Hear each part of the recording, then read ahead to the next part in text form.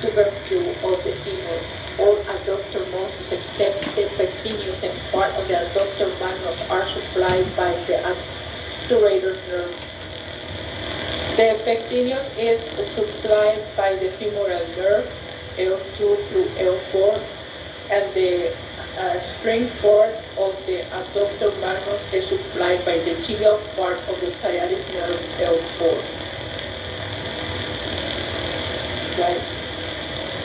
The content of the femoral triangle from lateral to medial are, like we were saying, the femoral nerve and its branches, the femoral sheath and its content, the femoral artery and several of its branches, and the femoral vein and its proximal tributaries, such as the great saphenous and deep femoral vein.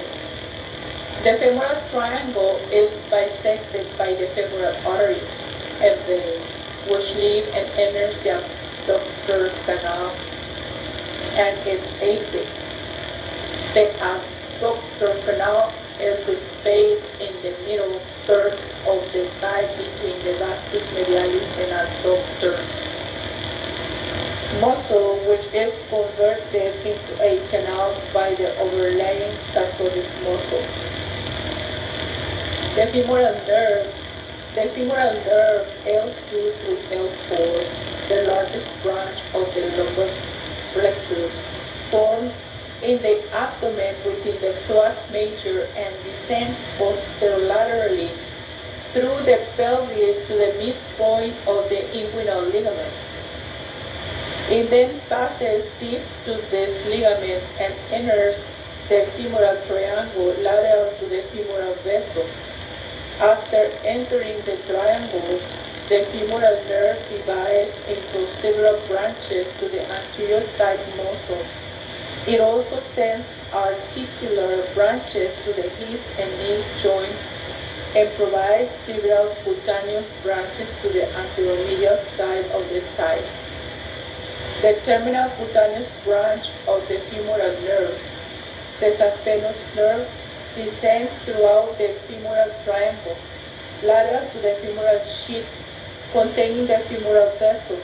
The saphenous nerve accompanies the femoral artery and vein throughout the adductor canal, but then becomes superficial by passing between the sartorius and gracilis when the femoral vessel transfers the adductor hiatus at the distal end of the canal. It runs anteroinferiorly to supply the skin and fascia on the anteromedial aspect of the knee, leg, and foot. The femoral sheath, a funnel-shaped spacial tube. The femoral sheath extends 3 to 4 centimeters inferior to the inguinal ligament and encloses proximal part of the femoral vessels and the femoral canal. The sheath is formed by an inferior prolongation of transversalis and iliopsoas fascia from the abdomen. The femoral sheath does not enclose the femoral nerve. The sheath ends by becoming continuous with the adventitia covering the femoral vessel. The medial wall of the femoral sheath is pierced by the great saphenous vein and lymphatic vessels. The femoral sheath allows the femoral artery and vein to glide deep into the inguinal ligament during the movement of the hip joint. The femoral sheath is subdivided into 3 compartments by vertical septa divided from extraperitoneal connective tissue of the abdomen that extends along the vessel. The compartments of the femoral sheath are the lateral compartments of the femoral artery, the intermediate compartment for the femoral vein, the middle compartment which is the femoral canal. The femoral canal, the smallest of the 3 femoral sheath compartments, is the short, probably 1.25 centimeters, conical medial compartments of the femoral sheath that lies between the middle edge of the femoral sheath and the femoral vein. The base of the femoral canal is directed superiorly, and although oval oval shape is called the femoral ring.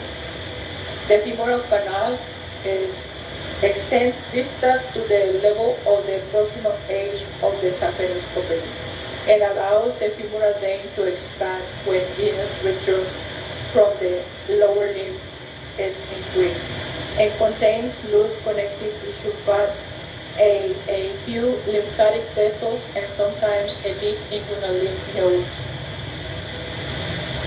The femoral ring, the small proximal opening of the femoral canal, approximately 1 centimeter wide, is closed by extraperitoneal fatty tissue that forms the femoral septum. The abdominal surface of this septum is covered by toroidal peritoneum. The femoral septum is pierced by lymphatic vessels connecting the inguinal and external iliac lymph nodes. The boundaries of the femoral ring are laterally the partition between the femoral canal and the femoral vein. Posteriorly, the superior ramus of the pubis covered by the pectineus and fascia. Medially, the lacunar ligament, and anteriorly, the medial part of the inguinal ligament. Let us just stop right here to continue with the next part of the lower limb in a little while.